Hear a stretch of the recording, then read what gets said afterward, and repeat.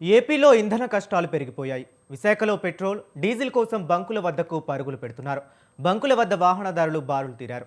చాలా చోట్ల no stock బోర్డులు దర్శనమిస్తుండటంతో వాహనదారులు ఆందోళన చెందుతున్నారు. రాష్ట్రంలో ఇంధన కొరత తీర్చేందుకు అధికార యంత్రాంగం తీవ్రంగా కృషి చేస్తుందని ప్రభుత్వ పెద్దలు చెబుతున్నారు. దీనిపై మరింత సమాచారం మా ప్రతినిధి సూర్యప్రకాష్ అందిస్తారు. జరుగుతున్న యుద్ధ నేపథ్యంలో ఏదైతే ఇంధన కొరత ఏర్పడిందో అది నిజంగానే విశాఖ నగరం వైపు కమ్మిందా అనే విధంగా అయితే ప్రస్తుతం మనం చూస్తున్న విజువల్స్ అయితే చాలా క్లియర్గా చూడొచ్చు. ఇక్కడ కొన్ని వేల లీటర్లు ఇప్పుడు కూడా ఈ యొక్క ఫ్యూయల్స్ అయితే అందిస్తూ ఉంటారు. డీజిల్తో పాటు పెట్రోల్, అలానే సిఎన్జి గ్యాస్ సంబంధించి కూడా ఈ ప్రాంతంలో అయితే ఇది చాలా ప్రాముఖ్యమైన చెందిన హెచ్పి పెట్రోల్ బంక్ ఉంటుంది. ఈ పెట్రోల్ బంక్లో దాదాపు ఇప్పుడు మనం విజువల్స్ చూస్తున్నాము.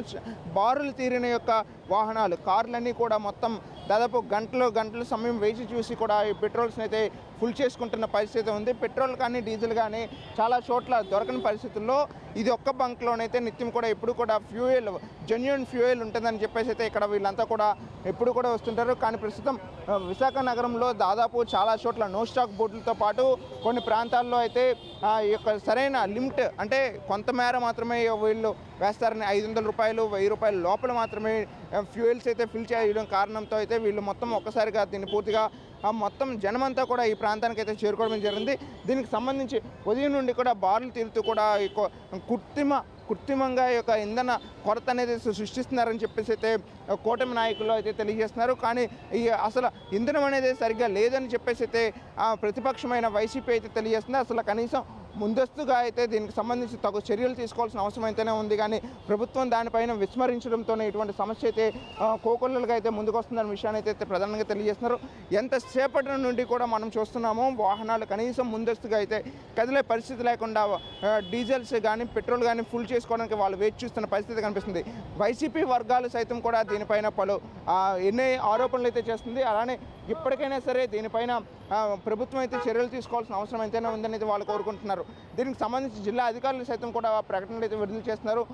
విశాఖ జిల్లాలో కానీ అనకాపల్లి జిల్లాలో కానీ సంక్షిప్తంగా పూర్తి స్థాయిలో డీజిల్ కానీ ఇంధనం ఏదైతే పెట్రోల్ కానీ అన్నీ ఉన్నాయో అవన్నీ కూడా పూర్తి స్థాయిలో ఉన్నాయని చెప్పేసి అయితే ప్రధానంగా వాళ్ళు తెలియజేస్తున్న పరిస్థితి కనిపిస్తుంది. దానికి సంబంధించి కోకొల్లుగా ఎవరు కూడా ఎటువంటి ఇబ్బందులు అయితే ఎదుర్కోవాల్సిన అవసరం లేదని అందరికీ అందిస్తామని చెప్పేసి చెప్తున్నారు.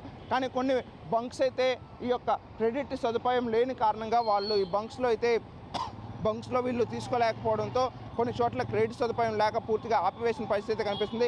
మనం ప్రధానంగా విజువల్స్ అయితే చాలా క్లియర్గా చూడొచ్చు. ఏవైతే వీళ్ళంతా కూడా ఈ ప్రాంతంలో ఉన్నారో అవన్నీ కూడా పూర్తి స్థాయిలో అయితే ప్రెసిడెంట్ నిలుపుదల చేసి అమ్ముతున్నారని అయితే పలు ఆరోపణలు అయితే ఉన్నాయి. కానీ దానికి పూర్తి భిన్నంగా అయితే ఈ జనాలను అయితే చూడొచ్చు. అంతా కూడా చాలా చోట్ల ప్యానిక్ అయిపోయి అత్యధికంగా అయితే డీజిల్ కానీ ఫ్యూయల్ కానీ ముందస్తుగా తీసుకోవడానికి అయితే వీళ్ళంతా ప్రయత్నం అయితే చేస్తున్నారు. ఇప్పటికైనా సరే జిల్లా యంత్రాంగం, రాష్ట్ర ప్రభుత్వం ఈ యొక్క సంక్షిప్తంగా ఏదైతే ఇంధన కొరత లేకుండా ఎప్పటికప్పుడు తగు చర్యలు తీసుకోవాల్సిన అవసరం ఎంతైనా ఉందని అయితే ప్రజలైతే కోరుకోవడం జరుగుతుంది. ఈ ఇంధనానికి సంబంధించి కొన్ని చోట్ల డీజిల్ కొరత అయితే అత్యధికంగా ఉంది. డీజిల్ అనేది లేకపోతే ఆటో డ్రైవర్ల జీవన మనుగడ అయితే పూర్తిగా ఇబ్బంది ఎదుర్కొనే పరిస్థితి ఉంటుంది. కనుక డీజిల్ కొరతను ఎప్పటికైనా వెంటనే తప్పించాలని అయితే ప్రధానంగా అయితే కోరుకోవడం జరుగుతుంది. దీనికి సంబంధించి ప్రభుత్వ యంత్రాంగం తక్షణమే చర్యలు తీసుకోవాలని అయితే ప్రజలైతే కోరుకోవడం జరుగుతుంది. కెమెరామెన్ రాజారావుతో సూర్యప్రకాష్, స్వంతరా టీవీ, విశాఖపట్నం.